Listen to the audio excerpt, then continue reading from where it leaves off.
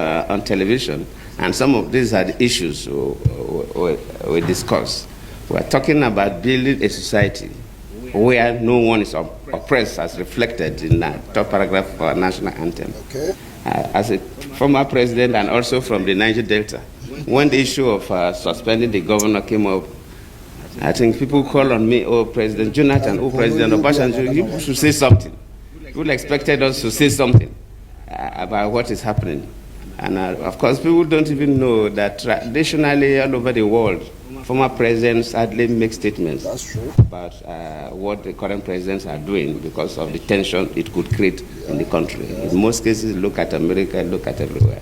So hardly for former presidents to make, sometimes you see and you believe. And of course, what is happening in Nigeria today regarding the situation in River State is like an Indian proverb that said that if somebody is sleeping, really sleeping, you can easily wake up that person. Yeah. But if person is pretending to sleep, no, if you wake up, you find it difficult to wake up that person.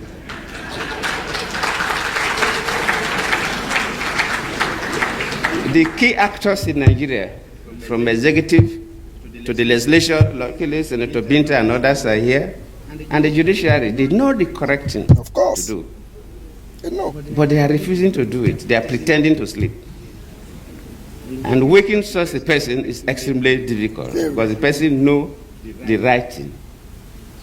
A clear abuse of offices, clear abuse of power, clear abuse of privileges, cutting across from the three arms of government, from the executive to the parliament to the judiciary.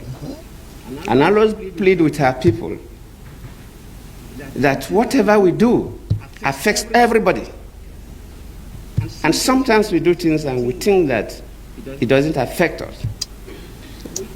I've been a president before, and even after leaving office as a former president, people get to me.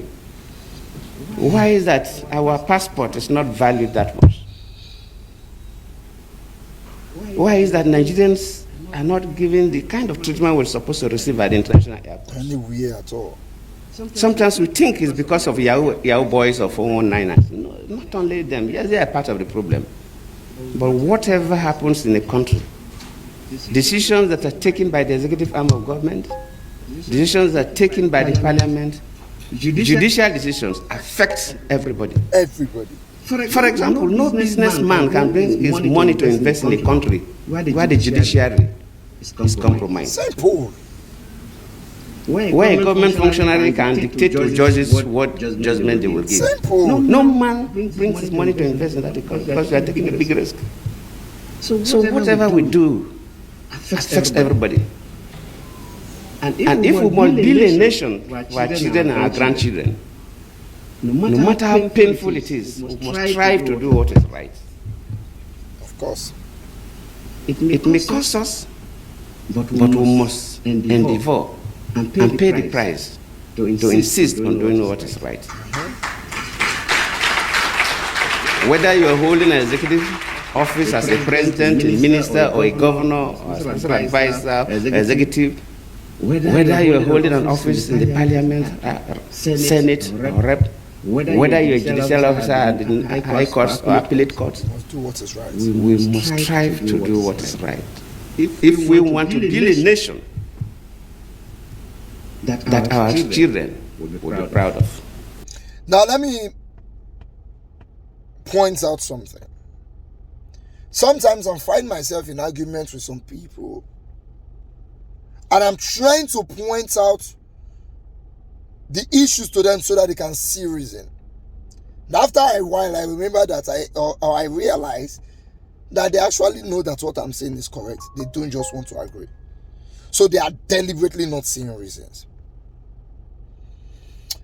This thing happening in the country today, we have tried to tell people the risk involved. But some people are hell-bent on supporting this government. They know what we're saying, but they are deliberately not agreeing to it, and they know it's correct.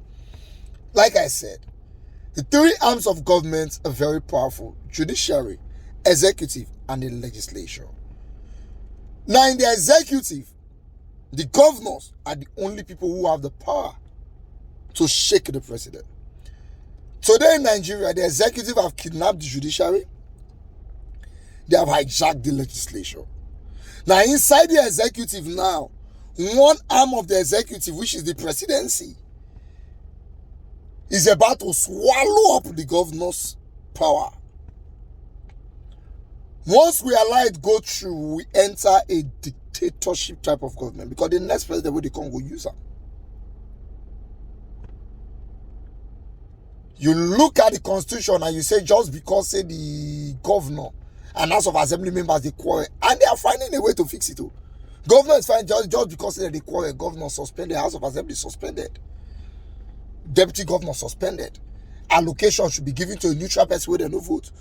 Spend it as he likes.